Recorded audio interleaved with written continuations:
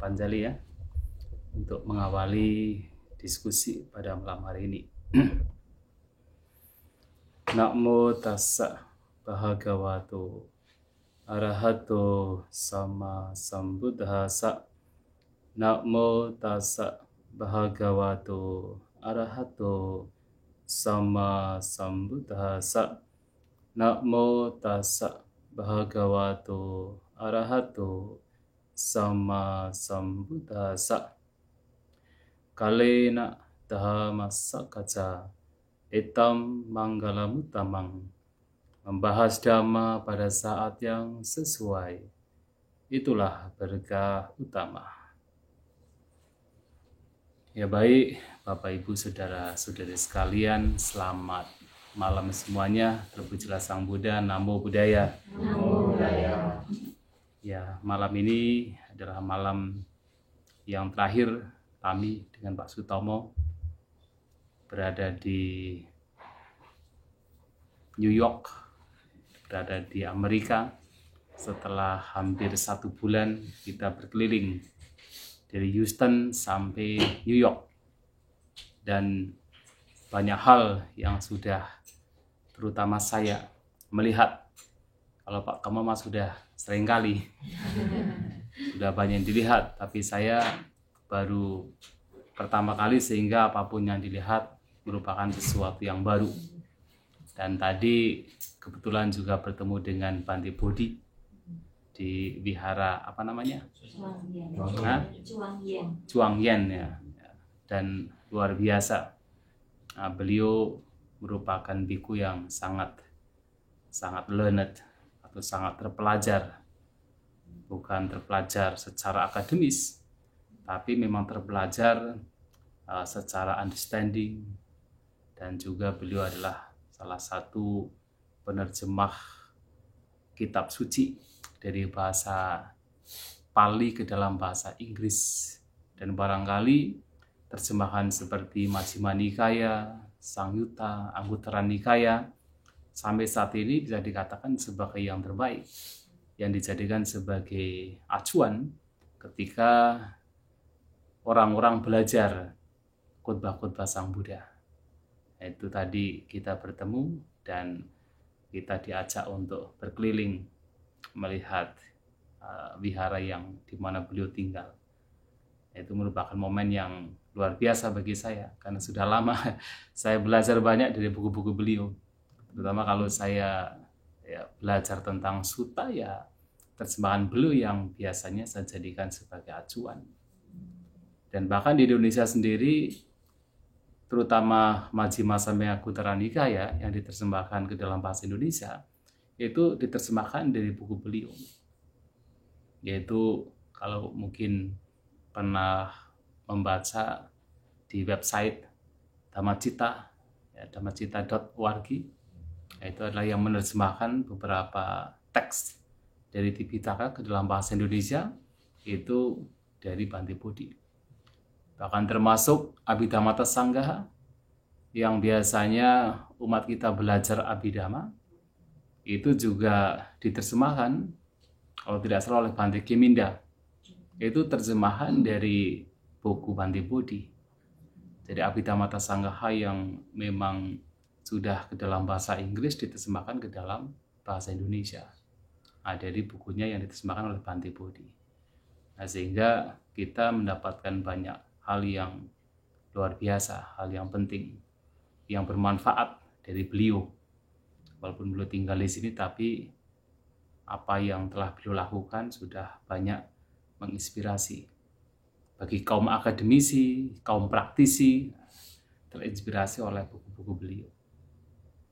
Ya, saya kira karena ini adalah diskusi seperti tadi malam, langsung saja siapapun yang barangkali ada keraguan, ada pertanyaan tentang agama Buddha, persilakan untuk ditanyakan atau dinyatakan. Saya punya practical question, Bante. Silahkan. Ya, ini mungkin bukan ajaran, tapi tangga saya, maksudnya kan ini Bante, tangga tikus Bante, kan sekarang kan di depan di gardennya kita katanya ada tikus. Cuman ya maksudnya mereka lanjut saya pakai kata biasa tuh yang tangkapan tikus. Nah dia tuh kasih tahu saya kalau mau beli yang satunya lagi yang kata tikusnya langsung masuk terus langsung mati gitu. Nah kalau misalnya yang punya nano saya itu kan maksudnya kan burung juga bisa masuk, squirrel juga bisa masuk, tapi itu nggak mati, cuma ke kurung doang. Nanti suruh saya bilangin ke nano saya belinya yang kata itu aja, yang kata kayak dia punya gitu loh. Saya nggak berani ngomong ke nano saya Bante, karena itu berarti kan saya secara nggak langsung kan juga ini ya Bante ya ikut berkontribusi kalau kayak gitu ya. Betul. Saya berusaha nggak ngomong sama nano tadinya.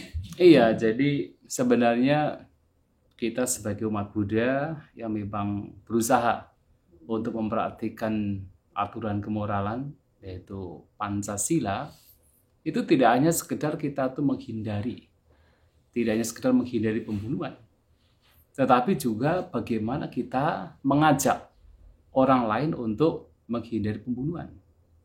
Dan bahkan kita juga harus berbahagia ketika orang lain menghindari pembunuhan. 3 ini. Kita menghindari, kita mengajak orang lain untuk menghindari, dan kita berbahagia ketika orang lain menghindari pembunuhan.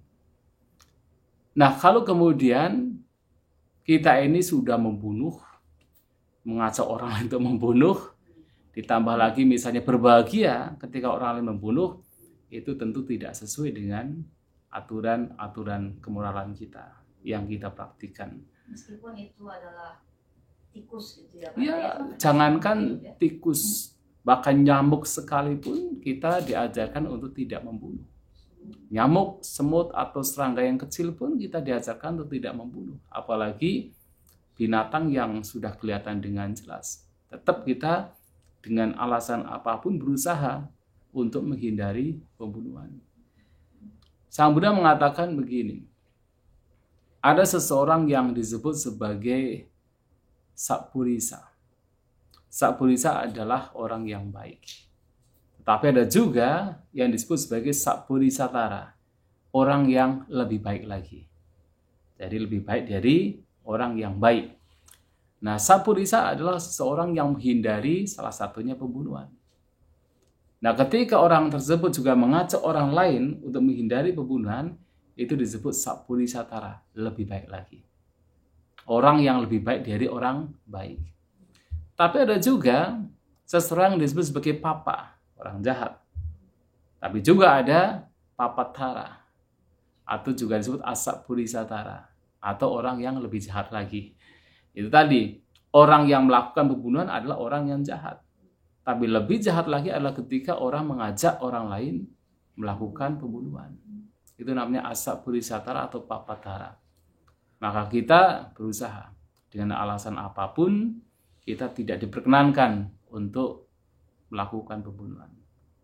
Itu menjadi satu, walaupun terkadang dalam kondisi tertentu sulit, tetapi itu juga sebagai latihan kita, umat Buddha, untuk menghindari hal-hal yang buruk. Saya cuma berdoa semoga tikusnya pergi ke tempat yang lain, Bante, ya, ketemu habitatnya. Oh iya sih, ya nggak apa-apa. Ya, semoga go to your natural habitat. Yes, yeah, that's good, yeah, because sometimes in certain conditions we cannot do anything, so we just pray. Tapi beneran abis itu yang kata itunya tuh sekarang udah nggak masuk lagi nanti. Oh gitu ya. Udah beneran pergi atau dia mati di sebelahnya. Ya. Terkadang karena ketakutan kita sebenarnya, ketakutan kita sehingga merasa oh dia mengganggu kita. Tapi kalau kita sebenarnya ya itu melihatnya sebagai makhluk, ya sudah, biarkan. Mereka juga seperti kita ingin hidup. Karena saya ada baca bukunya Ajahn Chah, Stillness Flowing. Salah satunya itu ada cerita Ajahn Chah juga pernah ketemu sama ular gitu kan. Ularnya kan tinggal di wihara ya. Terus dia namain ularnya itu Stompy, Bante. Jadi kan dia kan kalau misalnya Bante lagi pergi pindah patah ke desa, kan orang desa ngeliat tuh ada ular ikutin Bante kan pada takut kan, gak berani gitu kan. Kenapa Bante kok pergi pindah patah kok bawa ular, kita jadi gak berani pindah patah lagi nih, kata umatnya kan. Nah terus Bantenya enggak saya gak bawa ular katanya. Terus tapinya setelah diinvestigasi emang benar ada ular itu kan. Nah terus setelah itu Bante pas balik ke wihara, Bante berteriak kayak gitu, bilang Stompy, jangan datang lagi ikut saya. Kalau misalnya kamu ikutin saya, ntar orang-orang nggak berani datang ke wihara gitu kan. Habis itu ularnya nggak balik. Dia bilang suruh balik, ularnya itu balik. Carilah tempat di dalam hutan, jadi jangan balik lagi. Terus abis itu beneran ularnya nggak balik lagi. Kan? Untung begitu. Iya, bener saya balik. Kalau maksudnya untung nggak balik lagi kalau terus ngikutin. Ngikutin gimana ceritanya nggak tahu. Tangkap saja kemudian dilempar keluar. Ada pada zaman dahulu ya, ada cerita pada zaman Sang Buddha. Ya memang ular kadang-kadang berbahaya. Sehingga kalau misalnya kok ada ular masuk wihara dan itu berbahaya, ya bisa juga ditangkap, tapi tidak perlu dibunuh. Jangan dibunuh, ditangkap saja. Tentang ular kan, karena kita bicara ular maka ya kita bicara ular. Ada seorang biku pada zaman Sang Buddha ini. Bante ini merasa tidak betah menjadi seorang biku. Ingin lepas jubah. Nah, kemudian dia sudah berusaha karena kalau lepas jubah juga rasanya percuma. Tapi kalau tidak lepas jubah, rasanya juga tidak betah. Lantas apa yang kemudian akan beliau lakukan? Kira-kira apa?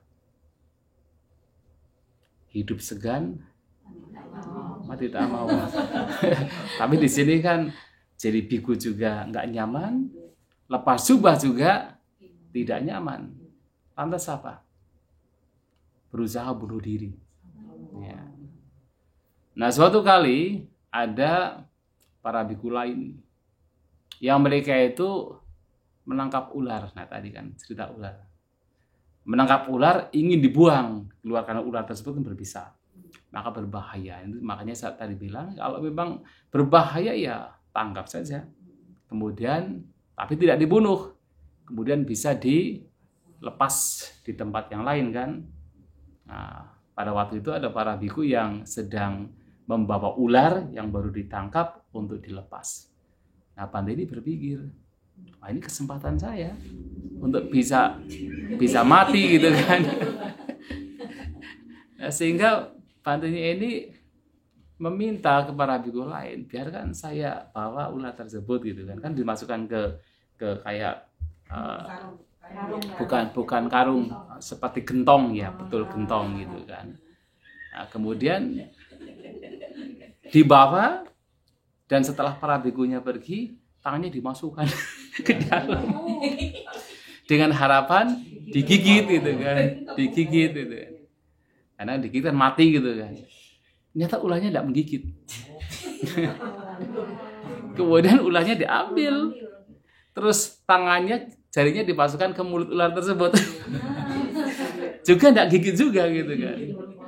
Jadi sudah niat sekali dia itu ingin bunuh diri kan.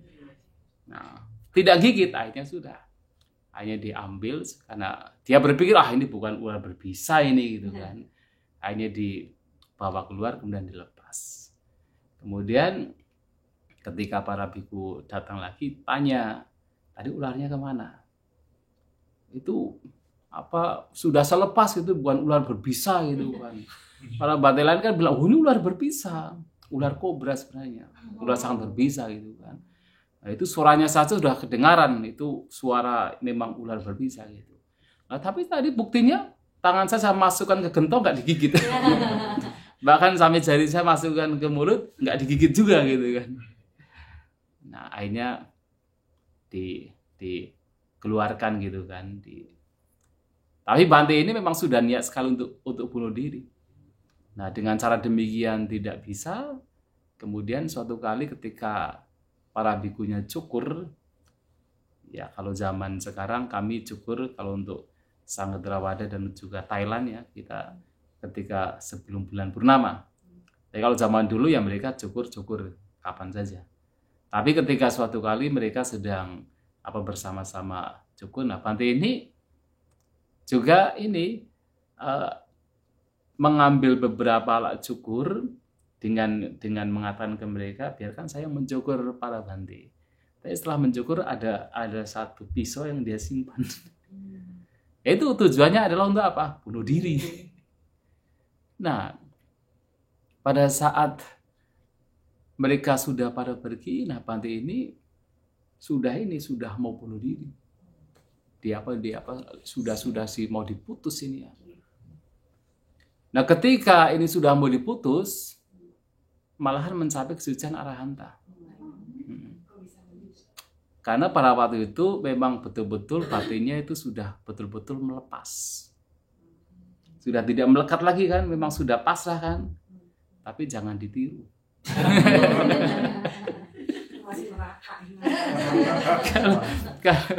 Kebanyakan orang kan kalau bunuh diri kan karena kebencian kan. Ya. Tetapi Bante ini kan memang sudah paham Dhamma. Merasa begini begitu sudah tidak ada artinya gitu kan. Ingin bunuh diri tetapi kan memang sudah ada pemahaman Dhamma gitu kan. Nah, mencapai sucian arahanta. Nah, begitu pulang, kemudian para Bante yang lain bertanya, loh tadi Abu Su kemana gitu kan? Oh tadi saya ini bawa pisau mau bunuh diri. Loh kok nggak mati? Nggak jadi gitu kan? Sudah terbebaskan nggak jadi gitu kan? Akhirnya kan para biku lain kan berpikir, wah ini biku ini kayaknya ada masalah gitu kan? Apalagi mengaku dirinya sudah terbebaskan. Nah, ini bisa parajika kalau memang mengaku tetapi sebenarnya itu tidak. Gitu kan. Nah, ditanyakan kepada Sang Buddha. Nah, kemudian Sang Buddha menyampaikan bahwa betul bahwa biku ini sudah terbebaskan. Dan dalam kitab komentar dijelaskan mengenai ular juga. Nah, ternyata ular ini dalam kehidupan yang lampau itu pernah menjadi kayak pembantu begitu, pembantu dari Bante ini. Maka kecenderungan untuk tidak harming biku ini itu masih ada. Maka walaupun tangannya masuk ke gentong sampai jarinya dimasukkan ke mulut ular tersebut tidak menggigit. Itu ada kecenderungan dalam kehidupan yang lampau. Iya. Nah, ini tambahan tapi intinya adalah satu. Kalau memang merasa itu bahaya ya bisa ditangkap tetapi tidak harus dilukai apalagi dibunuh. Kami waktu saya tinggal di Sri Lanka juga di wihara itu banyak sekali nyamuk banyak sekali. Nah, bagaimana untuk mengakali supaya nyamuk itu tidak masuk ke kamar? Yaitu setiap jendela itu dikasih ramat itu kan, ramat itu apa ya? Kayak kelambu yang bolongannya kecil-kecil gitu kan. Nah, itu sehingga tidak bisa masuk di jendela itu. Nah, tetapi kalau kita membuka pintu kadang-kadang masuk, satu dua masih masuk. Nah, karena waktu itu kan kita belum ada, kalau zaman sekarang biasanya kan kita dikasih ini untuk penangkap nyamuk kan. Ya, kalau di biku Myanmar biasanya ada penangkap nyamuk. Nah, sehingga aman gitu. Waktu itu kita enggak punya penangkap nyamuk. Makanya kita lakukan pakai kayak botol cotton bud itu. Cotton bud kan ada yang menggunakan kayak botol gitu kan. Kita tangkap saja. Begitu gigit tangkap begini langsung ditutup kemudian dibuang keluar. Nggak sampai membunuh. Dan bisa dilakukan dan sampai sekarang nggak ada masalah. Maksudnya orang mungkin takutkan, oh nanti kalau misalnya nyamuk tidak dibunuh memberikan malaria ataupun penyakit yang lain gitu kan. Itu karena ketakutan sebenarnya. Atau pada akhirnya ketika dilakukan demikian ya sampai sekarang aman-aman saja. Ya.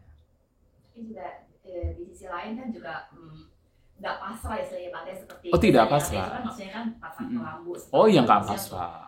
Kalau bisa ibaratnya kalau misalnya bisa ditangkal. Iya harus ditangkal, Ya, makanya kan kemarin saya menyampaikan bahwa ketika kita bertemu dengan binatang buas atau binatang yang memang membahayakan, ya kita harus menghindar dong. Ya kan kita tidak kemudian ada binatang buas yang datang ke kita kemudian kita diam saja. Itu namanya bodoh gitu kan. Ya, kita bukan seorang Buddha kan yang punya meta yang begitu besar. Ya. Belum tentu dulunya dia membantu kita. Masalahnya kita tidak tahu gitu kan. Iya, kalau betul-betul pembantu yang baik. Kalau ternyata pembantu yang tidak baik gimana? Kesempatan dong. Jadi tetap kita berusaha untuk menghindari hal-hal yang buruk, tetapi tidak harus kita melukai ataupun membunuh. Itu yang harus kita lakukan. Seperti misalnya tikus. Nah, tikus itu sebenarnya datang ke rumah itu untuk apa? Cari makan. Kenapa mereka datang? Karena banyak makanan, atau mungkin tempatnya kotor, banyak makan yang tidak dirapikan, disingkirkan dengan baik, mereka datang. Ya untuk menghindarinya ya harus bersih dong, rumahnya harus bersih. Makanan tidak sembarangan, supaya mereka tidak datang. Kalau memang kita ingin menghindari mereka. Ya, begitu ya.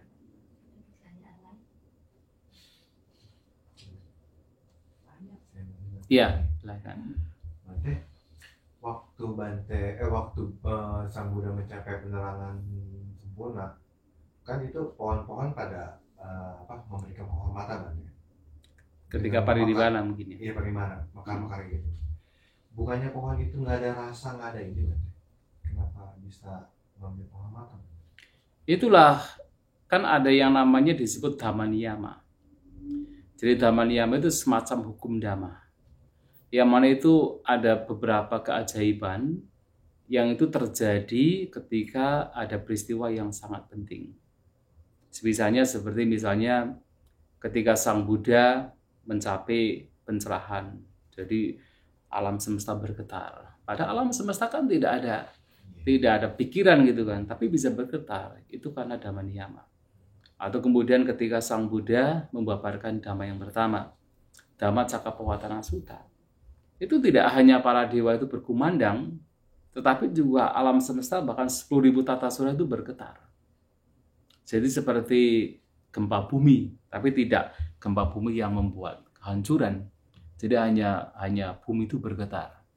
Maka disebut bumi kampa. Kampa itu artinya bergetar. Bumi kampa menjadi apa? Gempa bumi. Oh betul. Jadi kampa itu artinya bergetar. Makanya ada istilah kan nak kampati. Nah, tidak bergetar, tidak goyah. Nah, bergetar karena apa itu? Dhamma niyama. Jadi ada beberapa hal kalau kita bisa melihat seperti keajaiban yang terjadi berkenaan dengan alam semesta ketika ada peristiwa-peristiwa penting. Terutama kalau di dalam Tipitaka itu peristiwa yang berkenaan dengan Sang Buddha. Nah, seperti itu bisa terjadi. Maka ketika beliau menjelang parinibbana, bahkan bunga-bunga tidak hanya di tempat di mana Sang Buddha berada. Artinya di Kusinara, bahkan di tempat-tempat lain itu juga bunga-bunga bermekaran. Yaitu disebut sebagai salah satu bagian dari dhamma niyama. Ya, memang sesuatu yang tidak bisa kita pikirkan. Mengapa bisa terjadi? Gitu. Ya. Bagaimana cara kita menanamkan untuk anak-anak kita yang masih kecil bahwa anicca gitu Bante. Tapi kan sebagai anak-anak juga pasti kan belum mengerti kalau Four Noble Truth, bahwa kenyataan tentang duka. Anak-anak pasti belum mengerti, sama seperti saya dulu pertama kan belum paham, tapi gradually lama-lama mulai paham. Tapi saya bagaimana caranya untuk menanamkan benih-benih itu supaya nantinya juga bisa timbul kesadaran itu gitu kan. Sebenarnya bahkan berkenaan dengan pemahaman 4 kebenaran mulia, Sang Buddha juga ada kalanya memberikannya tidak sembarangan terhadap pendengar. Makanya kan beliau itu selalu mengatakan bahwasanya 4 kebenaran mulia itu adalah Buddhanang Samukha Sinkadesana.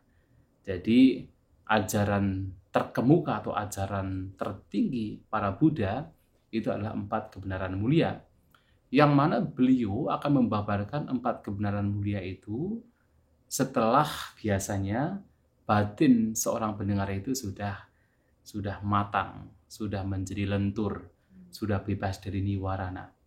Sebab kita perhatikan kepada misalnya Pancawagya. Nah, sebelum beliau membabarkan 4 kebenaran mulia, Sang Buddha penting untuk bagaimana supaya Pancawagya ini bebas dulu dari keraguan-raguannya. Nah, pada waktu itu Pancawagya ini kan memiliki keraguan terhadap Sang Buddha. Keraguan yang pertama adalah dikiranya bahwa Pertapa Gotama atau yang waktu itu sudah mencapai kebudaan itu sudah meninggalkan praktek penyiksa diri yang mereka pikir sebagai satu-satunya jalan untuk mencapai kebudaan, dan waktu itu Pertapa Gotama sudah kembali kepada kesenangan indera. Itu yang pertama. Nah, yang kedua adalah mereka punya pandangan yang salah bahwa praktek penyiksaan diri itulah satu-satunya cara untuk mencapai kebudaan, untuk mencapai kebebasan. Maka Sang Buddha sebelum memberikan 4 kebenaran mulia, memberitahukan kepada mereka bahwa dua ini, yaitu mengejar kesenangan indrawi dan juga praktek penyiksaan diri, adalah dua praktek yang ekstrim yang tidak membawa kepada bebasnya penderitaan. Nah, sehingga mereka sadar, oh ternyata Sang Buddha tidak kembali kepada kesenangan indera, karena beliau juga menyatakan bahwa ini bukan jalan. Dan mereka juga sadar pula, oh ternyata selama ini yang mereka pikirkan bahwa penyiksaan diri itu adalah pembawa kebebasan, itu juga bukan sang jalan. Nah, ketika batin mereka sudah sadar, sudah fleksibel, sudah lentur, barulah kemudian beliau Sang Buddha menyampaikan 4 kebenaran mulia. Coba kalau kita perhatikan demikian. Nah, kepada Yasa juga sama. Yang pada waktu itu kan Yasa juga seperti Sang Buddha ya. Ketika Yasa ini maksudnya sudah jengah sekali dengan kehidupan rumah tangga, dia lari. Nah, pada waktu itu ketemu dengan Sang Buddha, tidak serta-merta beliau Sang Buddha itu membabarkan 4 kebenaran mulia. Apa yang beliau babarkan? Pertama tentang perdana. Ya kan, tentang perdana. Kemudian setelah itu tentang praktek sila, praktek kemoralan. Oh, setelah perdana, praktek kemoralan, kemudian akan terlahir di alam surga. Nah, itu kan praktek-praktek yang memang sudah dilakukan oleh Yasa sebenarnya. Nah, sehingga ketika dibabarkan demikian, dia merasa mantap sekali bahwa itu semua adalah sudah saya lakukan. Tetapi kemudian Sang Buddha juga memberitahukan, menunjukkan bahwa ternyata alam surga pun juga tidak kekal. Alam surga juga memiliki bahaya. Nah, karena pada waktu itu batinnya sudah kokoh kan, sehingga diberitahukan ini pun memberikan bahaya. Nah, ketika mendapatkan katakan petunjuk demikian, yang tadinya itu begitu meluap dengan kebahagiaan, sekarang merasa takut juga. Oh, ternyata surga pun juga tidak kekal. Tapi kemudian Sang Buddha menyampaikan ada manfaat ketika seseorang meninggalkan kesenangan indrawi. Nah, seperti mendapatkan pelindungan. Oh, ternyata ada jalan juga. Nah, disitulah ketika beliau Sang Buddha melihat batin Yasa ini sudah siap, sudah lentur, sudah matang, bebas dari dikatakan 5 rintangan batin, baru kemudian membabarkan yang tadi saya sampaikan, Buddhanang Samukang Sikatisana. Jadi pembabaran dhamma yang terunggul dari para Buddha. 4 kebenaran mulia. Nah, memang memahami 4 kebenaran mulia ini memang setahap demi setahap. Maka ketika berbicara tentang anak ya, seorang anak secara umum, Sang Buddha hanya menyampaikan, terutama salah satunya adalah ketika beliau berbicara dengan seorang perumah tangga bernama Sigala. Ya, perumah tangga Sigala. Yang pada waktu itu menghormati 6 arah. Yang menghormati secara harfiah gitu kan. Jadi nyembah-nyembah 6 arah itu kan. Nah, Sang Buddha mengatakan bahwa menghormat 6 arah itu adalah melakukan tugas dan kewajiban terhadap 6 hal. Yang salah satunya adalah tugas dan kewajiban orang tua terhadap anak. Yang di sana ada 5 tugas orang tua terhadap anak. Nah, yang paling penting sebenarnya orang tua itu ketika anak-anak masih kecil apalagi adalah 2 pertama. Jadi yang 2 pertama itu adalah Papa Niwaranti Kalyane Niwesanti. Yang pertama Papa Niwaranti adalah menghindarkan anaknya dari perbuatan-perbuatan yang buruk. Dan Kalyane Niwesanti yang kedua adalah mendorong anak-anaknya untuk melakukan kebaikan. Itu saja sudah cukup. Tidak perlu kemudian diajarkan padijak samupada, 4 kebenaran mulia, pusing mereka gitu kan. Ya. Kecuali kalau mereka memang anak-anak yang super intelijen gitu kan, yang batinnya sudah super matang, seperti pada zaman Samudra kan seperti Sopaka, ya kan, seperti Rahula gitu. Itu beda gitu kan. Tapi anak secara umum ya itu. Jadi dua ini, bagaimana ketika mereka melakukan hal-hal yang buruk, tugas orang tua adalah merintangi mereka atau melarang mereka untuk melakukan hal-hal yang buruk. Dan ketika mereka melakukan kebaikan, dorong. Apakah dengan pujian. Jadi jangan kemudian anak-anak sudah melakukan hal yang baik, kemudian orang tua diam-diam saja. Kalau bisa dipuji. Dipuji bahwa ini hal yang baik, patut untuk dilakukan, diapresiasi. Dan kalau mereka belum melakukan, diajak untuk melakukan. Nah, tentu selain dua ini, yang ketiga juga penting. Karena kan kalau hanya kemoralan saja, itu tidak cukup. Maka yang ketiga, Samudra juga menyampaikan Sipang Sikapenti.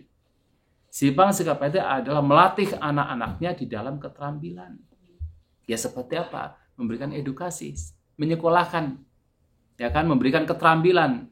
Jadi apapun itu, apakah disekolahkan, apakah dikursuskan, pokoknya apapun supaya anak-anak ini punya cara untuk bisa survive. Ya, jadi mungkin diajari untuk engineer atau diajari untuk bisa berdagang dan sebagainya. Itu tugas orang tua. Nah, 3 ini penting. Tetapi yang 2 pertama itu memang kenapa oleh Samudra dijadikan yang pertama ya. Karena memang kan sekarang mungkin kalau seseorang hanya mengajarkan tentang cara hidup untuk mencari uang, oke, anak bisa mencari uang. Tapi kalau kemoralan tidak diberikan, apa yang terjadi? Bisa mencari uang. Pertama, bisa melakukan kejahatan untuk mendapatkan uang. Yang kedua, bahkan orang tua hanya bisa dijadikan sebagai tangga. Tangga untuk apa? Melompat. Kan biasa kalau tangga itu kalau sudah digunakan kemudian dibuang kan. Orang tua dibuang. Hanya dijadikan sebagai tangga. Tapi kalau anak-anak sudah diberi kemoralan, maka dia bisa berhasil dalam ekonominya, tapi dia pun juga tetap memegang kemoralannya. Itu penting sekali. Tentu kemudian orang tua juga punya tugas untuk mencarikan jodoh.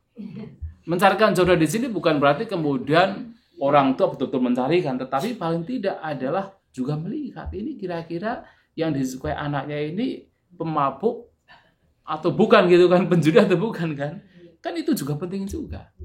Jangan kemudian segalanya menyerahkan kepada anak. Ya, tetapi tetap dilihat juga, dilihat kira-kira ini calon menantunya ini anak yang baik atau tidak. Kan begitu. Itu sesuatu yang wajar orang tua untuk juga melihatnya. Bukan kemudian artinya mengatur, tidak mengatur, tetapi juga melihat juga. Ya itu juga tugas. Karena mau tidak mau kalau calon menantunya ini juga orang yang tidak baik, dampaknya tidak hanya terhadap anaknya, tapi juga terhadap mereka sendiri kan, orang tua sendiri kan. Maka juga penting. Nah, yang kelima, jadi punya tugas memberikan warisan di waktu yang tepat. Juga waktu yang tepat. Karena kalau waktunya tidak tepat, digunakan untuk berfoya-foya. Misalnya begitu kan. Waktu yang tepat artinya waktu yang memang di mana anaknya ini sudah siap gitu kan. Tapi kalau zaman sekarang sebenarnya warisan terbaik kan tidak berupa material, lebih kepada edukasi. Ya kan? Jadi artinya memberikan keterampilan kepada anak agar bisa survive, bisa bertahan dalam hidup, itu yang terbaik. Itu yang terbaik untuk bisa diberikan, dan juga tentu kemoralan. Berarti diajarkan dulu untuk anak-anak itu untuk batinnya supaya lentur dulu. Kemoralan itu tadi ya Bante. Betul. Jadi sepertinya diajarkan kalau berbuat ini rewardnya ini, berbuat ini rewardnya ini, tertanam dengan kuat. Nanti seiring waktu ketika kemoralan sudah baik, mereka bisa condong untuk mengerti sendiri ya Bante. Betul. Bahwa ini bertahap gitu Bante. Betul. setelah ini stepnya begini, mengerti gitu. Iya, betul. Dan sekarang sebenarnya kan di Buddhis juga banyak cara untuk memberikan ajaran kemoralan dengan berbagai cerita. Cerita Jataka itu loh. Ya memang kadang-kadang Jataka itu kalau kita yang sudah besar kadang tidak masuk akal. Ada binatang bisa berbicara gitu kan. Tapi kita ingat coba. Anak-anak kecil itu paling suka. Kita bisa kembali kepada masa kecil kita kan. Ketika kita itu mendengar cerita rakyat, misalnya kancil dengan buaya gitu kan, kita itu tertanam dengan baik karena kita itu melihat apa pesan-pesan yang terkandung di dalam cerita tersebut. Nah, ketika dewasa, walaupun kita tahu, wah ini cerita rakyat, tetapi kandungan pesan moralnya itu tertanam. Kita merasa bahagia dengan cerita tersebut. Nah, demikian pula cerita-cerita Jataka itu penting sekali untuk diberikan kepada terutama anak-anak. Dan ini menjadi satu tradisi yang ternyata sangat populer pada zaman dahulu. Jadi pada zaman dahulu itu populer sekali. Makanya coba kita perhatikan Candi Borobudur. Ya, Candi Borobudur. Relief yang ada di Candi Borobudur salah satu yaitu tembok reliefnya itu adalah Jataka Mala.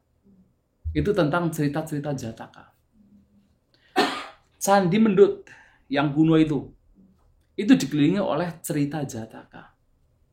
Dan Candi Sojiwan yang juga di Yogyakarta itu juga dikelilingi oleh cerita Jataka. Maka cerita Jataka itu menjadi satu yang populer pada zaman dahulu untuk memberikan pesan-pesan kemoralan. Apalagi zaman dahulu memang manusia kan sangat dekat dengan alam. Maka ketika diberi cerita yang memang berdekatan dengan alam, binatang dan sebagainya, itu mudah untuk dipahami. Nah, kalau itu kemudian diberikan ke anak-anak, sangat baik. Yang bukan masalah, binatang bisa bicara, tapi nanti pesan kemoralan yang diberikan ketika masih kecil itu akan tertanam ketika sudah tumbuh dewasa. Dalam cerita-cerita tersebut itulah yang nanti menjadi terkokohkan. Nanti setelah besar ya memang mereka akan lebih berpikir lagi, bahwa ini adalah cerita yang mungkin cerita legenda, ini barangkali cerita sekadar cerita rakyat, tetapi pesan dari kemoralannya itu nggak akan hilang. Nggak akan hilang. Jataka itu sendiri itu beneran Sang Buddha yang kata maksudnya kan kalau misalnya suta-suta kebanyakan kan dari Bante, dari Sang Buddha terusin ke Ananda gitu kan, maksudnya di sek suta. Kalau misalnya Jataka itu asal muasalnya dari mana ya Bante? Cerita Jataka itu ada beberapa yang memang sudah tercatat di dalam Tipitaka. Beberapa cerita Jataka. Tapi kebanyakan cerita Jataka itu terdapat di dalam kitab komentar. Kitab komentar dari Jataka. Namanya Jataka Atakata, itu kitab komentar. Dan dalam cerita tersebut, ya Sang Buddha sendiri yang menceritakan. Jadi biasanya dalam kitab komentar tersebut atau kitab komentar dari kitab Jataka, karena sesungguhnya Jataka sendiri kan berupa syair. Kemudian dalam kitab komentarnya, syairnya itu kemudian di latar belakang dari syair tersebut ternyata ada ceritanya. Nah biasanya Sang Buddha ini akan menceritakan kisah kehidupan yang lampau itu setelah ada sebuah peristiwa. Ada sebuah peristiwa yang terjadi berkenaan dengan mungkin dirinya sendiri atau para biku tertentu. Kemudian Sang Buddha akan mengatakan, tidak hanya sekarang biku ini melakukan demikian, tetapi dalam kehidupan yang lampau juga melakukan demikian. Nah, jadi tidak hanya sekarang bahwa saya melakukan ini, dalam kehidupan yang lampau juga saya melakukan ini. Jadi menceritakan kisah kehidupan yang lampau. Nah, Jataka ini walaupun kebanyakan terdapat di dalam kitab komentar, tetapi ini juga termasuk bagian dari Nawangga Satu Sasana. Nawangga Satu Sasana adalah ajaran Sang Buddha yang terdiri dari 6 faktor atau 9 angga, nawa, 9 angga atau 9 bagian. Yang salah satunya adalah Jataka. atau Jataka itu adalah kisah-kisah kelahiran. Dia kata jati adalah kelahiran. Kisah-kisah kelahiran terutama Sang Buddha ketika masih bodhisattva dalam kehidupan yang lampau. Ya, kita meyakini beliau sendiri yang menceritakan. Kadang-kadang kan orang berpikir masa sih ada binatang yang bisa bicara. Tapi ada mengatakan begini, sebenarnya binatang tersebut tidak kemudian bicara seperti manusia, akan tetapi mereka juga punya bahasa. Punya bahasa yang mana mereka itu juga dengan bahasa yang terbatas atau mungkin dengan bahasa isyarat. Itu mereka itu sebenarnya juga bercakap-cakap satu sama lain. Tapi tidak mungkin kan ketika kemudian misalnya Sang Buddha menceritakan kepada para siswa, kemudian menggunakan bahasa binatang, kan tidak mungkin kan? Ya digunakanlah bahasa yang memang dipahami oleh pendengar kan begitu. Kalau kita perhatikan misalnya monyet, mereka berkerumun, berkelompok gitu. Mereka itu bercakap-cakap satu sama lain.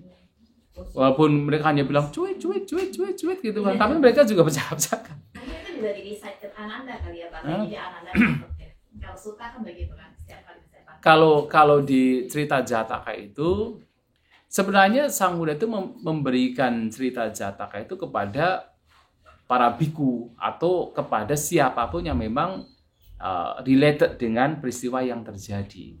Tapi kan memang Bhante Ananda juga biasanya ikut mendengar. Gitu. Ya, yang saya tahu kan kayaknya kalau nggak salah dengar setiap kali Buddha habis ceramah ke siapapun, pas Sang Buddha balik pasti akan di-recite balik ke Ananda supaya Ananda kan punya daya ingat yang sangat kuat. Kalau Bhante Ananda kebetulan tidak hadir. Kebetulan tidak hadir. Iya. Minta agar Sang Buddha kembali untuk memberikan. Tapi kan sejak Bhante Ananda ini menjadi pembantu beliau, pembantu Sang Buddha, itu sampai diibaratkan seperti benda dengan bayangannya. Jadi hampir tidak pernah tidak hadir. Jadi seperti benda dengan bayangannya. Artinya selalu hadir. Itu sejak beliau menjadi pembantu. Ya. Nanti saya mau nanya lagi. Iya. Kalau yang lain diam nggak apa-apa. Karena Bante ngomong soal Ananda, saya sekarang teringat kemarin itu saya sempat dengar ceramah Bante soal Nanda. Sepertinya Bante tahu soal Nanda itu siapa ya Bante? Nanda itu the younger brother of the Buddha. Itu bukan Ananda ya Bante? Bukan. Nanda itu anak dari Raja Sudodana dengan Mahapajapati Gotami. Apakah Nanda itu juga arahat Bante? Akhirnya mencapai zon arahat. Akhirnya mencapai arahat juga ya? Jadi beliau itu punya cerita yang unik. Tadi kebetulan kita ke wihara ya, Cuangkian. Ada Nanda kan? Iya. Nah, Ada Ananda Bante, saya bingung. nggak ada Nanda. Nah, Nanda ini di dalam patungnya itu wajahnya buruk. Wajahnya tidak tampan, tidak ganteng. Yang tadi itu ya wajahnya tidak ganteng kan. Maka saya dengan Bhante Bodhi tadi agak ketawa. Karena apa? Karena Nanda ini kalau di dalam Tipitaka itu dikenal sebagai orang yang paling tampan. Orang paling tampan. Jadi bahkan ketika Sang Buddha memuji Nanda, salah satu pujanya adalah ketika orang berbicara siapakah biku yang tampan. Nanda lah biku yang paling tampan. Paling tampan. Karena dia itu adalah adik Sang Buddha sendiri. Nah, pada waktu ceritanya juga unik. Nanda ini kan sangat hormat dengan kakaknya kan, Sang Buddha. Pada waktu dia itu dalam habis upacara pernikahan dengan seorang perempuan, dan perempuan ini adalah seorang wanita tercantik di Kapilawastu atau di kerajaan Kapilawastu. Nah, disebut sebagai Janapada Kalyani, wanita tercantik. Nah, karena pada waktu itu Sang Buddha datang, kemudian mau kembali ke wihara, mintalah kepada si Nanda untuk membawakan mangkoknya. Mengikuti dari belakang si Nanda ini. Pas keluar dari istana, ketemulah dengan istrinya ini. Dengan rambut basah, kemudian menyampaikan, mohon Kakanda untuk cepat pulang ya, gitu kan. Tetapi setelah sampai di wihara ternyata Sang Buddha meminta Nanda untuk ditabis jadi biku. Karena hormatnya terhadap Sang Buddha, mau saja dia jadi biku.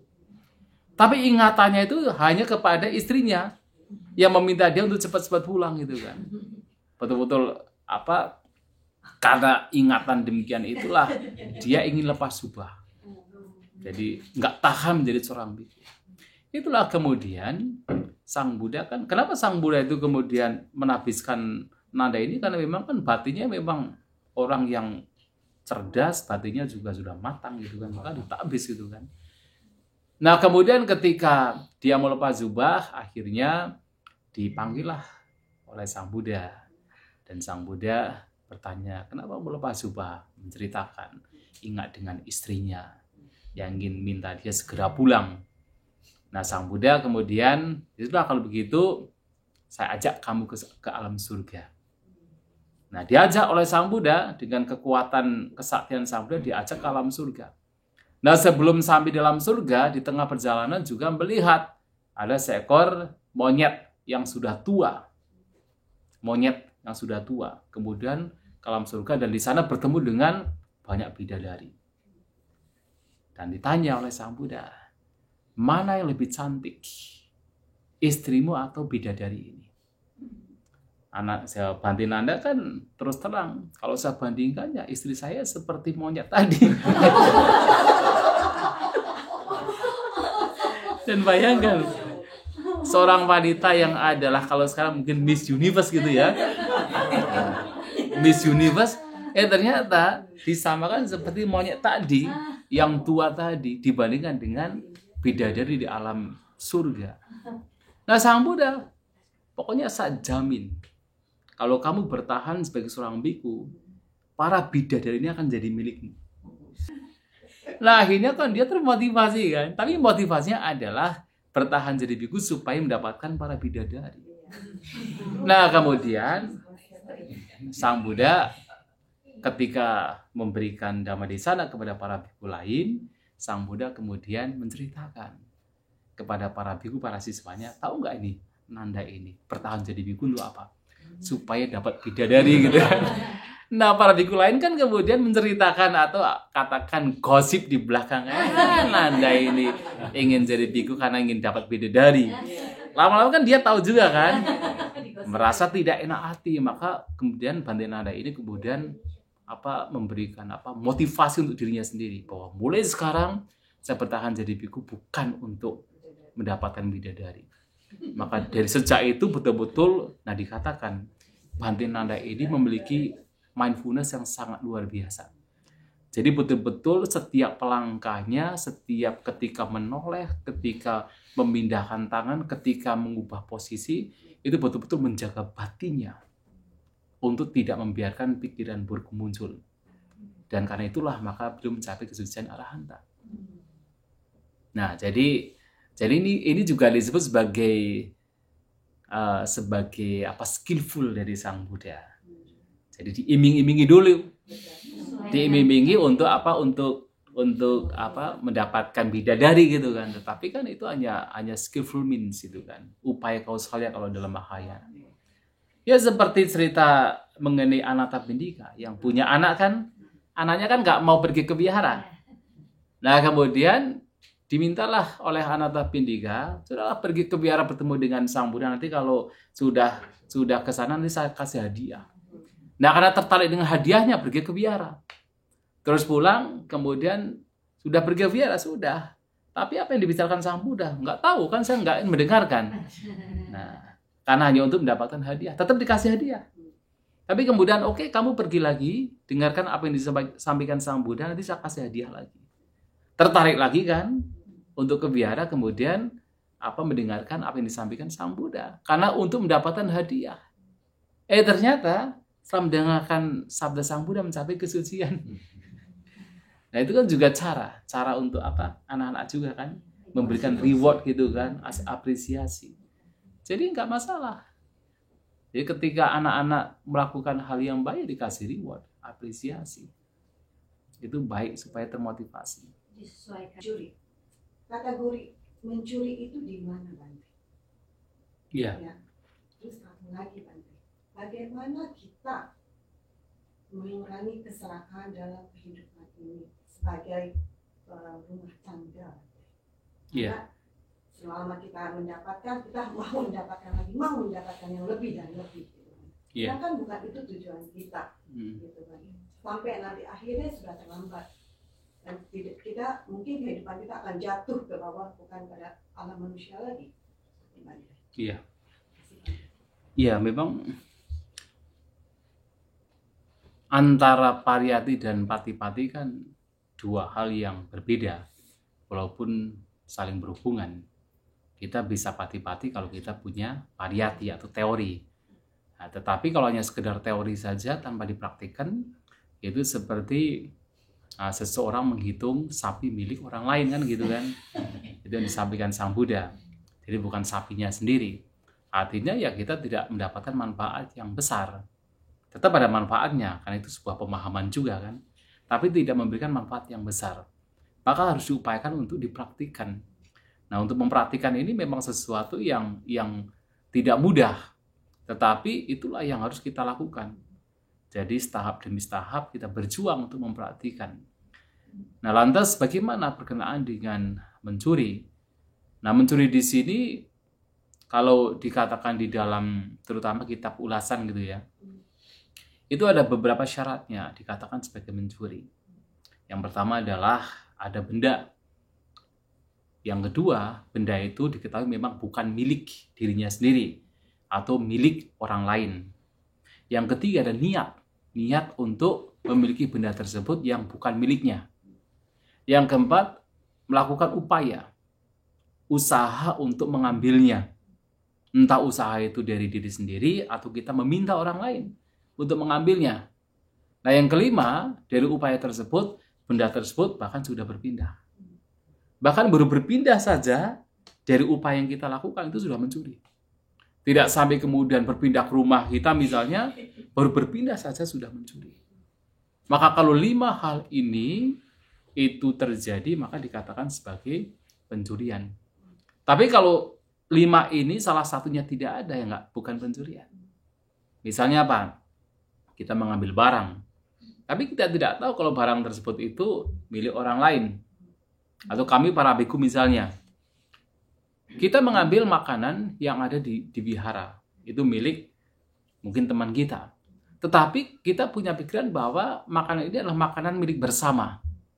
Atau kita tahu bahwa ketika makanan ini diambil, bantelan ini sebenarnya tidak masalah karena sudah ada persepsi bahwa ini makanan milik bersama.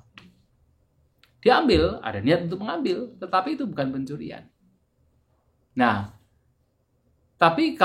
kemudian juga kalaupun kita mengambil benda milik orang lain tapi tidak berniat untuk mencuri, bukan pencurian juga.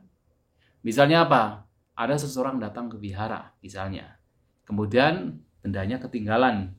Kemudian diambil dengan tujuan adalah untuk menyimpankan benda tersebut. Itu juga bukan pencurian. Karena niatnya adalah untuk menyimpankan. Nah, maka niat untuk mencuri itu sangat penting. Nah, tetapi ada juga misalnya benda tersebut sebenarnya milik sendiri. Tetapi dikiranya milik orang lain. Diambil dengan tujuan mencuri. Bisa juga kan? Itu juga pada akhirnya bukan pencurian. Karena milik diri sendiri. Ya. Jadi 5-5-nya harus ada di sana. Ya. Tetapi di antara 5 hal ini yang paling menjadi penting adalah niat. Niat itu. Karena niat untuk mencuri, kesampaian atau tidak kesampaian, tahu kesampaian ya? Ya. Tercapai atau tidak tercapai, itu adalah perbuatan yang buruk. Karena niat atau kehendak itu adalah karma perbuatan. Apakah nanti terkabulkan yang diniati atau tidak, itu memberikan dampak. Nah, itu yang pertama, bisa dipahami ya. Yang kedua, keserakahan. Memang kecenderungan dari manusia itu adalah hanya mengumpulkan, tetapi tidak mau berbagi. Kecenderungannya begitu. Karena kecenderungan disebabkan karena keserakahan, atau kalau kita bilang kan bahwa mengapa kita terus bertumbuh lahir, itu kan karena 3 akar kejahatan: loba, dosa, dan moha. Karena ketidaktahuan berkenaan dengan 4 kebenaran mulia, maka terus batin dikuasai oleh loba dan dosa, keserakahan dan kebencian. Keserakahan adalah ingin menggenggam, melekati apa yang dianggap menyenangkan. Kebencian adalah ingin untuk menolak, lari dari apa yang tidak menyenangkan. 2 hal ini terus itu akan muncul karena apa? Ada kebodohan. Maka bagaimana kita bisa melenyapkan 3 hal ini? Tidak hanya keserakahan, sebenarnya satu-satunya jalan tetap adalah jalan mulia berunsur 8. Kita memperhatikan sedikit demi sedikit jalan mulia berunsur 8. Tentu kalau kita bicara misalnya praktek-praktek yang lain seperti misalnya berdana misalnya gitu kan, sebagai salah satu cara untuk sedikit demi sedikit melenyapkan keserakahan, juga berdana, itu juga sebenarnya bagian dari jalan mulia berunsur 8. Semua praktek yang baik, yang itu didasari oleh pemahaman yang benar atau pandangan yang benar sesuai dengan ajaran Buddha, itu semuanya itu selalu berkenaan dengan 4 atau jalan mulia berunsur 8. Berdana misalnya. Nah, berdana ini merupakan perbuatan yang sudah biasa dilakukan oleh kebanyakan orang. Sebelum Sang Buddha muncul, berdana juga sudah ada. Seperti misalnya Anathapindika. Kan beliau kan sebelum Sang Buddha muncul juga sudah suka berdana. Nah, maka dijuluki sebagai Anathapindika. Orang yang selalu memberikan makanan kepada mereka yang tidak punya perlindungan. Anata. Nata itu artinya pelindungan, itu tanpa pelindungan atau orang gelandangan, homeless gitu kan. Nah, tetapi kemudian setelah Sang Buddha muncul, kalau sebelum Sang Buddha muncul, berdana itu tujuannya apa? Justru adalah untuk melepas tapi untuk mendapatkan sesuatu yang baru. Terlahir dalam surga, mendapatkan kemasyhuran, kan begitu. Itu masih lebih baik sesungguhnya ketimbang tidak berdana. Tetapi kemudian ketika Sang Buddha muncul dan beliau memberitahukan bahwa berdana pun juga tujuan yang paling mulia, paling tinggi adalah untuk membawa kepada kebebasan. Disebut sebagai cita langkara, cita parikara. Jadi berdana untuk memperindah, mempercantik batin. Berdana dengan tujuan untuk melenyapkan keserakahan. Berdana dengan tujuan untuk melenyapkan kebencian. Berdana dengan tujuan untuk melenyapkan kebodohan. Mengapa kok bisa demikian? Contoh, ketika orang berdana, jelas itu melatih batin untuk melepaskan keserakahan, melepaskan kekikiran. Nah, ketika dia berdana dengan kasih sayang, dengan cinta kasih, ingin yang mendapatkan itu mendapatkan manfaat, maka dia berdana untuk melepaskan kebencian. Karena ketika batin diliputi oleh cinta kasih, kasih sayang, maka mustahil kebencian itu akan muncul. Kebencian akan semakin berkurang. Nah, ia berdana juga untuk melepaskan kebodohan. Karena dia tahu persis bahwa segala sesuatu seperti yang tadi disampaikan, ternyata adalah tidak kekal. Yang tidak kekal ketika dilekati membawa kepada penderitaan. Melekat terus, tahu-tahu sudah mati. Lahir lagi kan gitu kan. Nah, dengan pemahaman yang benar demikian, bahwa segala sesuatu tidak kekal, bahwa yang tidak kekal ketika dilekati membawa kepada duka, penderitaan, membawa kepada kotoran batin yang semakin bertambah, maka seseorang kemudian berlatih untuk memberi, berlatih untuk berbagi. Nah, latihan berbagi demikian atau memberi demikian, itu atas dasar kebijaksanaan. Melihat sisi anicca, melihat sisi duka, itu adalah kebijaksanaan. Nah, kebijaksanaan demikianlah yang kemudian harus dikembangkan, harus dimunculkan. Kebijaksanaan berkembang, maka moha kebodohan sebagai akar keburukan itu akan semakin berkurang. Nah, berdana yang seperti ini juga bagian dari jalan mulia berunsur 8. Karena berdana atas dasar pandangan yang benar, atas dasar samadhi. Nah, samadhi itu apa ya? Tadi salah satunya melihat anicca, melihat dukkha, melihat anatta, melihat 4 kebenaran mulia. Melihat bahwa tanha, nafsu keinginan untuk mencari dan mencari adalah sebab penderitaan. Maka begitu ada kekikiran yang itu membuat batin terbelenggu, nah dia berusaha melepaskan dengan cara berbagi, dengan cara berdana. Itu adalah untuk melenyapkan kebodohan. Nah, berdana demikian juga bagian dari upaya untuk melenyapkan keserakahan. Dan apakah hanya berdana? Semua sila juga sama.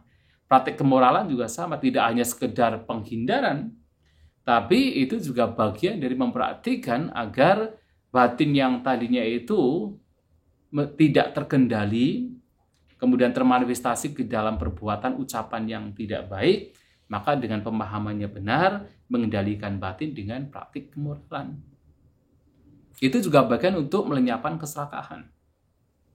Maka semua praktik ajaran Buddha itu pada akhirnya untuk melenyapkan keserakahan, kebencian, dan kebodohan. Asal ada pemahaman yang benar, ada pandangan yang benar, maka jalan mulia berunsur 8 itu selalu diawali dengan sama didik, dengan pandangan yang benar. Bisa dipahami ya? Bante, lanjut Bante tentang pencurian itu Bante ya. Misalnya kalau pernah ya beberapa tahun yang lalu, mungkin setahun yang lalu ada ribut-ribut di Indonesia tentang galang dana yang berkomisi gitu Bante. Nah, pada intinya yang kita yang berdana, kita memberikan ini sepenuhnya untuk organisasi tersebut. Tapi di dalam organisasi tersebut mereka menggunakan dana ini diambil berapa persennya untuk diberikan komisi. Apakah itu termasuk pencurian? Ya, sebenarnya yang jadi masalah itu bukan seseorang atau mungkin anggota yang ada di situ diberi komisi. Barangkali yang jadi masalah adalah flyer yang disebarkan itu adalah ini adalah untuk pembangunan wihara misalnya begitu kan. Nah, tanpa diketahui, orang berdana kan untuk pembangunan wihara kan begitu. Iya, sepenuhnya kan. Tetapi ternyata setelah diperoleh kemudian digunakan untuk hal yang lain. Ya, jadi separuhnya itu digunakan bukan untuk membangun wihara. Nah, jadi sebenarnya penipuannya di situ. Jadi penipuannya adalah ya, tapi kalau misalnya dari awal itu sudah diberitahukan bahwa sebagian dari dana ini adalah untuk misalnya pendidikan atau untuk hal-hal lain yang memang dibutuhkan, tidak masalah. Jadi orang berdana sudah tahu persis kan tujuannya adalah untuk apa, full. Artinya tahu persis bahwa ini nanti dibagilah untuk kepentingan pendidikan, kemudian untuk wihara, kemudian untuk mungkin yang bekerja di situ juga membutuhkan untuk bisa hidup gitu kan, tidak masalah. Nah, tapi kalau dari awal di flyer itu sudah diberitahukan ini adalah untuk wihara saja, tapi kemudian ternyata digunakan dan terlalu banyak, separuhnya misalnya, nah itu yang menjadi secara etika sudah tidak baik sebenarnya. Itu harus direvisi ya Bante? Iya, tentulah harus direvisi. Kalau ternyata flyernya itu nggak sengaja. Harus direvisi lah. Makanya kan dulu pernah ini satu cerita saja sih. Kebetulan di kampung saya itu dulu itu kan ada di mana Bante kampungnya? Kampung saya itu di Banjarnegara. Banjarnegara. Ya, jadi di dekat wihara itu jalan itu kan longsor. Kemudian ada menggalang dana. Nah, dapat dana. Nah, setelah itu dananya ada sisa. Terus mereka umat wihara bilang ke saya, ini dana sisa Bante, apakah bisa kita gunakan untuk pembangunan, maksudnya untuk reparasi wihara gitu kan. Saya bilang nanti dulu. Kita tanya dulu yang berdonasi, boleh tidak gitu kan. Nah, Setelah ditanyakan ke yang berdonasi, diperbolehkan, ya sudah, nggak apa-apa. Jadi kita berusaha untuk sesuai dengan apa yang menjadi tujuan awal. Iya, iya. Jadi sesuai dengan tujuan awal. Jangan gegabah. Walaupun itu tidak untuk diri sendiri, tidak dikorupsi, tetapi tujuan awalnya apa? Dan itu kemudian, dan saya ingat sekali, itu Bante Panya menyampaikan misalnya sebagai contoh. Misalnya, ada orang yang, jadi ada pembangunan misalnya Arsa Buddha, misalnya. Kemudian Arsa Buddha ini sudah di cover sama orang tertentu. Nah, kemudian ada orang yang mau berdana, Arsa Buddha masih diterima. Jangan, itu apa, pembohongan. Harus diberitahukan. Oh, mohon maaf, ini Arsa Buddha ini sudah ada yang berdonasi. Kalau memang mau berdonasi yang lain, tidak masalah, misalnya ditawari begitu. Tapi kadang-kadang orang kan tidak mau, maunya adalah Arsa Buddha kan. Tapi kalau memang tidak mau, ya nggak apa-apa. Tapi jangan kemudian diterima. Karena apa? Itu sesuatu yang salah. Atau misalnya ada orang berdonasi untuk pembangunan wihara, ternyata dibelikan gamelan misalnya. Jangan. Harus sesuai dengan tujuan. Kalau memang ada sisa, sampaikan saja ke publik. Kalau ini ada sisa, kemudian kita bertujuan untuk misalnya membangun yang lain, nggak masalah. Nggak masalah. Jadi kita harus betul-betul hati-hati dengan dana supaya tidak salah arah. Kadang-kadang dari masalah kecil ya, jadi terakumulasi ya kan. Betul, nanti menjadi kebiasaan. Jadi, nggak apa-apa, Iya. nggak apa-apa. Nah, itu nggak bagus. Pembenaran. Iya, itu nggak bagus. Nanti jadi kebiasaan yang buruk. Maka harus betul-betul sesuai dengan. Makanya ini kebetulan di kampung saya kan lagi membangun kuti. Ini sudah lantai ketiga membangun kuti. Kemudian ada yang sudah berdana, tetapi kan pembangunan ini sudah tercukupi dengan dana yang memang bertahap sih, ada orang-orang bertahap gitu kan. Itu sudah tercukupi gitu kan. Nah, ada yang berdana lagi. Nah, kemudian saya arahkan, boleh nggak kalau dana ini kita arahkan untuk membuat relief. Diperbolehkan, ya sudah, untuk buat relief. Jadi tidak digunakan untuk yang memang awal tujuan untuk membuat kuti gitu kan. Jadi harus demikian. Jadi disesuaikan dengan tujuannya. Dan dijelaskan. Dijelaskan dengan kepada donaturnya gitu. Bante, pertanyaan yang berikutnya juga tadi dengan statement Bante tentang masalah pencurian, tentang ada niat. Niat itu sudah termasuk karma ya Bante? Karma, betul. Nah, tapi apakah itu karma secara mental atau karma secara action yang dilakukan? Sebenarnya menentukan karma itu kan semuanya mental. Action itu kan manifestasi saja. Jadi action melalui jasmani dengan verbal itu adalah manifestasi doang. Yang paling menentukan adalah niat kita. Jadi walaupun mungkin yang terlihat seperti orang membunuh misalnya, tapi kalau niatnya itu bukan membunuh, itu bukan pembunuhan. Contohnya misalnya Cakupala, Bante Cakupala. Nah, beliau ketika berjalan banyak serangga yang mati, terinjak.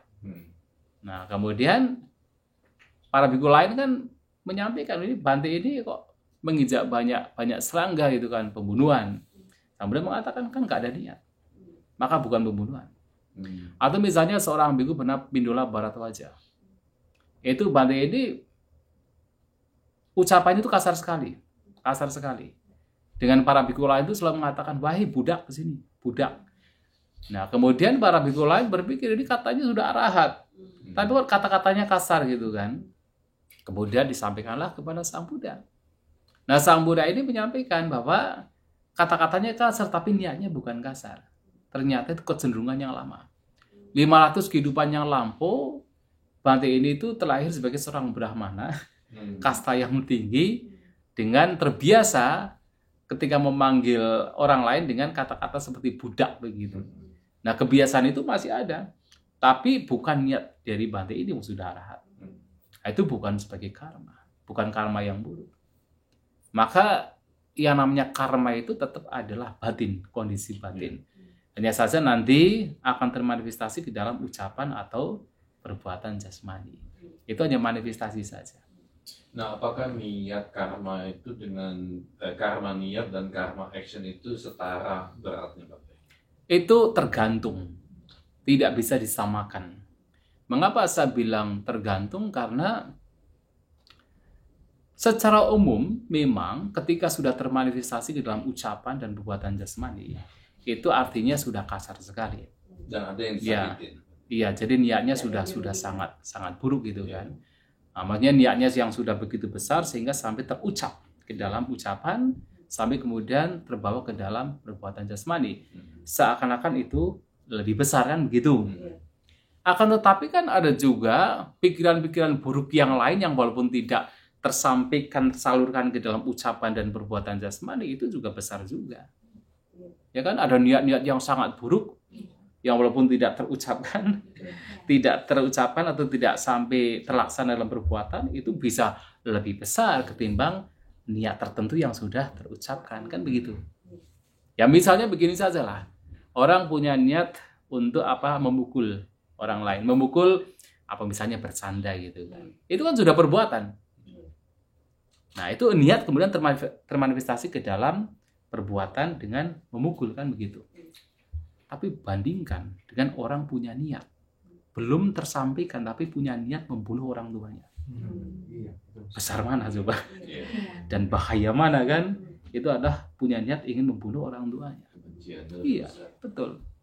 Maka tergantung dari seberapa besar niat tersebut. Pikiran-pikiran tersebut itu akan terbawa juga menjadi kesadaran di kehidupan kemudian. Oh iya, memungkinkan. Karena kan memang apapun yang sekarang kita miliki, termasuk kecenderungan pikiran kita kan, itu berasal dari kecenderungan yang lampau kan. Bentuk-bentuk pikiran yang lampau yang memang itu terakumulasi kemudian membawa ke dalam pikiran yang sekarang. Kalau dalam Abhidhamma di proses cuti cita itu Bante, itu apakah ada pengaruh dari kebiasaan yang lampau juga sehingga mempengaruhi cuti cita terakhir? Sangat dipengaruhi. Makanya cuti cita ini yang kemudian akan memberikan nimita. Itu kan ada nimita yang itu adalah muncul karena karma, disebut kama nimita. Ada nimita disebut gati nimita. Ada yang disebut sebagai nimita saja. Nah, semua nimita atau gambaran batin yang muncul itu muncul karena yang lalu.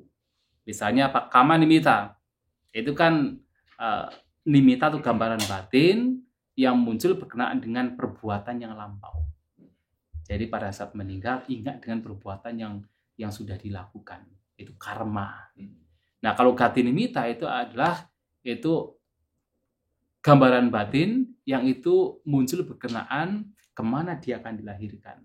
Gati itu adalah destinasinya. Mungkin orang melihat ada bunga-bunga bermekaran, oh ini akan ada kelahiran di alam surga. Atau mungkin seseorang melihat seperti ada womb, ada perut gitu kan, oh akan terlahir di kandungan kan begitu. Tapi semua itu kan muncul juga karena perbuatan-perbuatan yang lampau yang membawa kemudian kecenderungan batinnya ke sana. Nah sehingga cuti cita ini juga atau kondisi dari cita ketika mau meninggal dunia yang kemudian disebut sebagai cuti cita itu juga merupakan kondisi yang dipengaruhi oleh cita-cita sebelumnya. Cita sebelumnya, bahkan walaupun seandainya itu dipengaruhi oleh cita yang baru dilakukan, kan artinya sebelumnya. Misalnya apa? Kan ada seseorang terlahir dengan dipengaruhi oleh perbuatan yang sebenarnya sederhana. Disebut katata kama. Perbuatan yang sebenarnya itu ringan sekali. Itu menjadi ingatan terakhir. Misalnya apa? Gampangnya beginilah. Misalnya ketika berjalan ada anjing gitu kan. Langsung kita lagi makan kemudian dilemparlah gitu kan makanan kita ke anjing gitu kan. Tiba-tiba dia meninggal. Dan ketika meninggal, ingat dengan dia melakukan kebajikan, memberikan makanan kepada anjing. Walaupun itu ingatan yang sesuatu yang sederhana, kan itu ingatan yang lampau sebenarnya. Dia tetap dipengaruhi oleh sesuatu yang lampau. Atau pikiran-pikiran, perbuatan-perbuatan yang lampau. Kan begitu. Memang tidak kadang-kadang tidak perbuatan-perbuatan yang lampau sekali atau akumulasi dari banyak perbuatan, tapi tetap itu adalah kecenderungan atau katakan dampak dari apa yang pernah dilakukan. Ya, contoh misalnya seperti mata kundali. Mata kundali ini kan seorang pemuda yang tidak pernah melakukan kebaikan. Karena orang tuanya tidak pernah mengajarkan kebaikan. Orang tuanya kikir, tidak mengajarkan kebaikan. Nah, dia sakit parah. Ketika sakit parah pun orang tuanya ini, terutama bapaknya itu tidak mengundang dokter atau tabib. Takut hartanya akan berkurang. Ya takut. Hanya kemudian ketika dia sudah kelihatan parah sekali, baru kemudian diundang seorang tabib. Tetapi sudah terlanjur, sudah pasti meninggal. Nah, sang Buddha ini melihat bahwa anak ini kalau dibiarkan terlahir di alam neraka. Mengapa? Karena tidak pernah melakukan kebaikan. Orang tuanya tidak pernah mengajarkan. Tapi anak ini juga punya potensi untuk bisa terlahir di alam surga. Maka kemudian ketika di ambang kematian, sang Buddha menampakkan diri dengan cahayanya itu. Nah, di sanalah mata kundal ini melihat sang Buddha itu menampakkan diri, muncullah keyakinan terhadap sang Buddha. Nah, di saat meninggal, di sana ada keyakinan yang muncul terhadap sang Buddha. Terlahir di alam surga. Hanya dengan momen yang sangat singkat tersebut. Tapi kan artinya sesuatu yang lampu kan? Lampu membawa kepada momen cuti cita. Upaya. Jadi tetap harus ada upaya. Sang Buddha menyampaikan 3 hal tidak bisa dipisahkan ketika kita itu mengembangkan batin kita. Yang pertama adalah daya upaya benar. Yang ketiga adalah pandangan benar. Yang ketiga adalah perhatian benar. 3 ini tidak bisa dipisahkan. Sekarang kita sebagai umat Buddha ketika sudah banyak belajar, entah dari membaca, dari mendengar, dari diskusi seperti ini, itu sudah memunculkan pandangan yang benar. Kita tahu mana yang baik, mana yang tidak baik. Mana bermanfaat, mana yang tidak bermanfaat. Kita sudah tahu dan itu sangat bagus.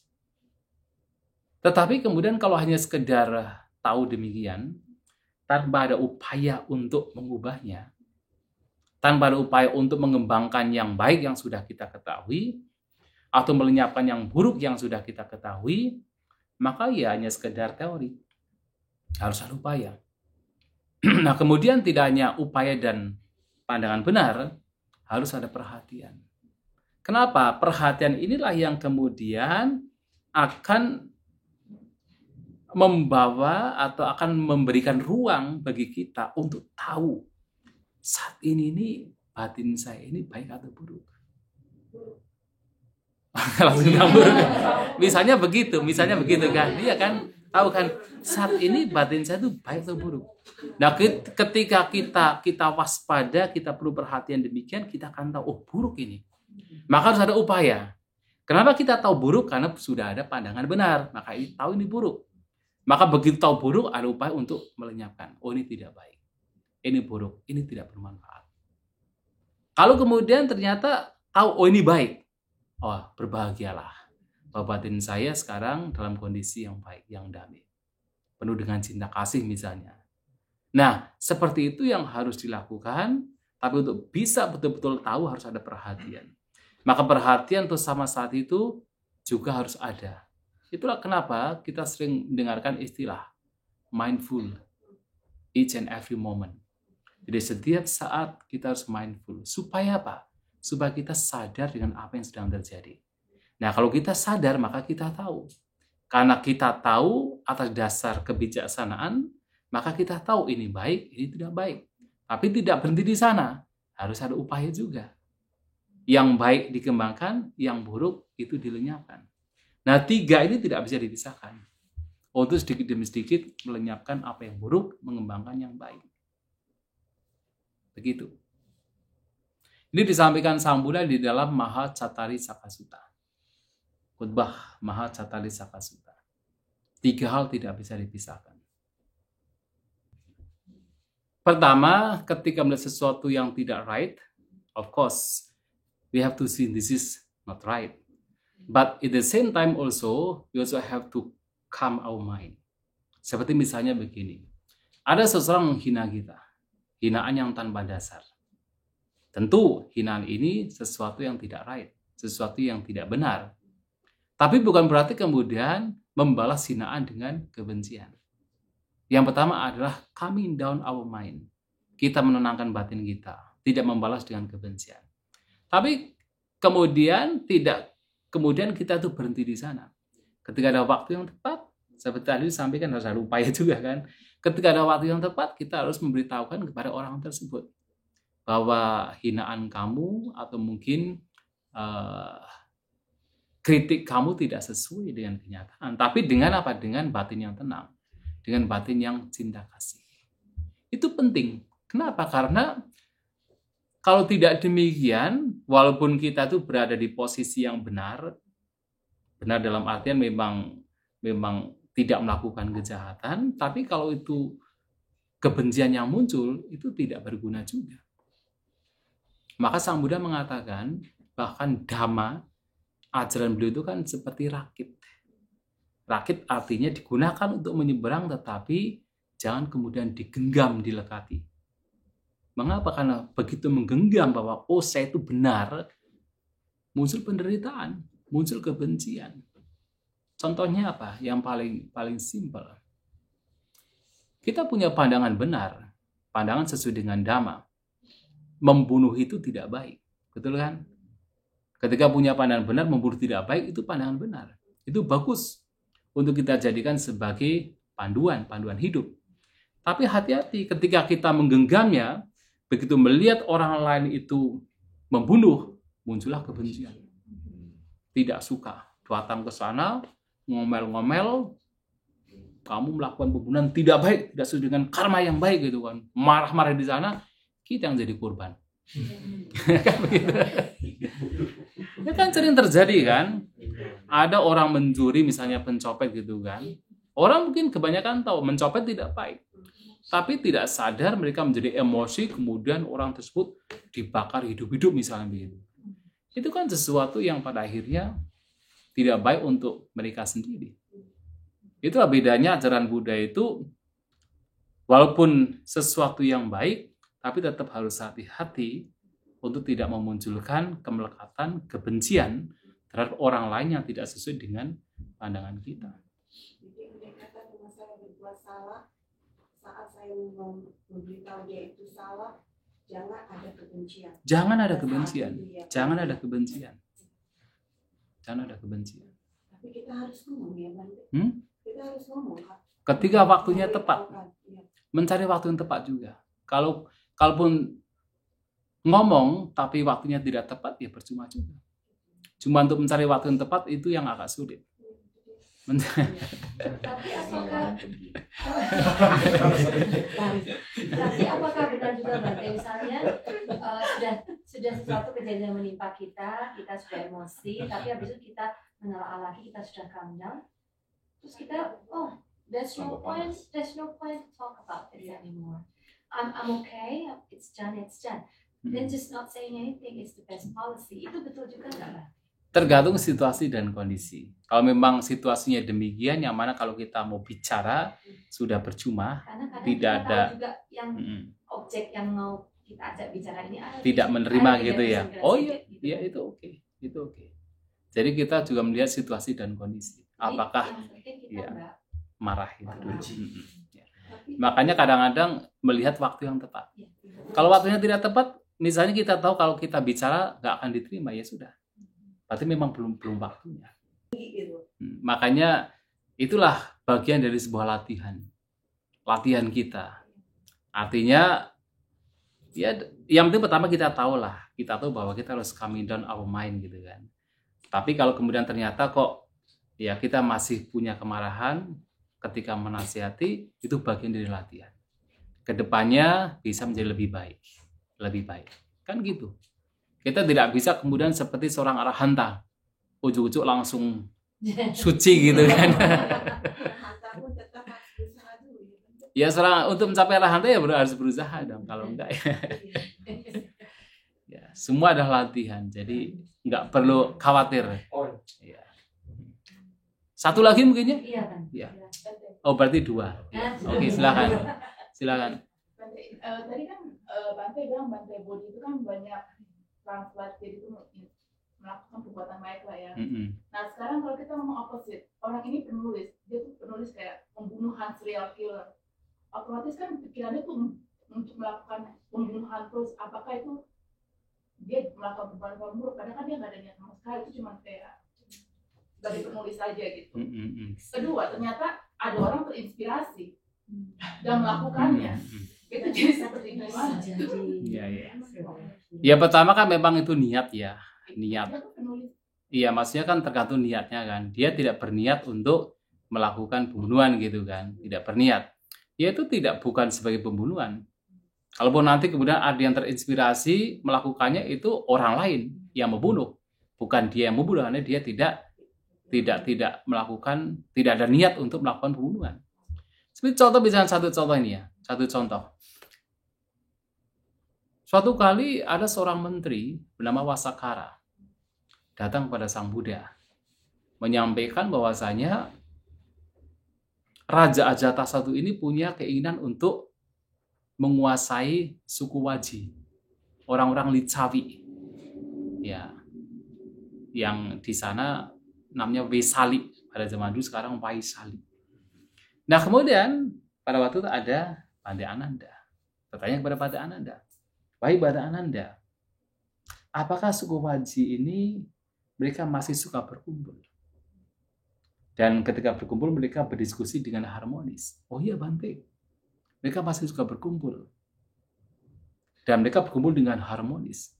Sang Buddha menyampaikan, selama suku Waji ini masih suka berkumpul dan berkumpul dengan harmonis, maka tidak mungkin negara lain, termasuk Ajatasattu, bisa menguasai suku Waji. Tanya lagi, apakah mereka ketika keluar dari meeting, mereka keluar dengan harmonis? Oh iya, dengan harmonis. Maka tidak mungkin selama mereka itu keluar dari meeting dengan harmonis, itu akan bisa dikuasai oleh Ajatasattu. Digunakan. Apakah kemudian ketika Sang Buddha mengatakan demikian adalah niatnya? Kan tentu tidak kan? Tapi oleh Wasakara digunakan, oleh Ajatasattu digunakan. Memecah belah dari dalam, sehingga ketika mereka sudah pecah dari dalam, nah Ajatasattu dengan tentaranya itu menghancurkan Vesali, dikuasai Vesali. Dan pada waktu itu Ajatasattu sebagai persiapannya membuat ibu kota dari Magadha berpindah ke Pataliputra. Nah Pataliputra sekarang itu Patna. Maka Patna dan Vesali itu bergandengan. Jadi dari Vesali kemudian ke Patna. Digunakan oleh Ajatasattu, kemudian Wasakara pura-pura diusir oleh Ajatasattu, kemudian di sana diberi kepercayaan oleh orang-orang Waji dan memecah belah dari dalam. Jadi niatnya. Ya. Kalau misalnya ada orang yang ignore, maksudnya mereka lihat kayak wah gitu, kayak kamu masuk pukul gitu. Jadi kayak nggak ada niat, tapi ada niat, tetapi ada niat. Kayak reflect gitu, mereka, karena perhatiannya masih lemah. Itulah kenapa kita membutuhkan sakti yang terus dipertajam, supaya itu tidak menjadi sebuah kebiasaan buruk. Nah, sehingga ketika sakti itu dipertajam dan kita semakin sadar dengan ini baik dan buruk, itu juga nanti menjadi kebiasaan juga. Kebiasaan untuk menahan misalnya. Kalau sekarang perhatian kita tidak dipertajam, kemudian kita terbiasa untuk tidak menahan, gatal sedikit langsung ceplok gitu kan. Itu keburukan. Menjadi sebuah kebiasaan, tapi nanti kalau kita terbiasa dengan perhatian dan kita mulai tahu ini baik ini buruk, Setiap kali ada rasa gatal, kita tidak kemudian serta-merta untuk memukul, itu menjadi kebiasaan.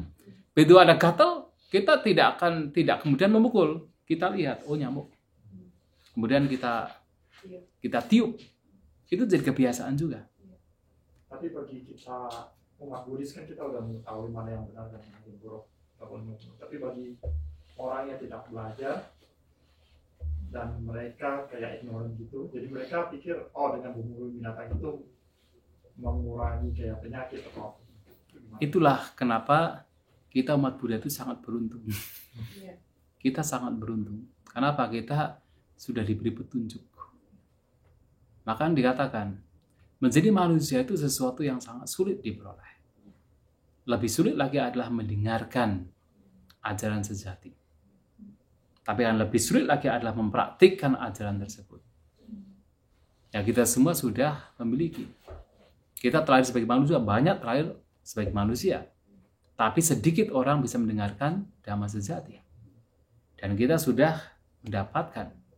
Tapi juga lebih sulit lagi ketika harus mempraktikkan. Dan kita sudah berusaha. Maka kita mendapatkan sesuatu yang betul-betul menguntungkan bagi kita. Oke, saya kira cukup ya. Saya ada kelas sebenarnya.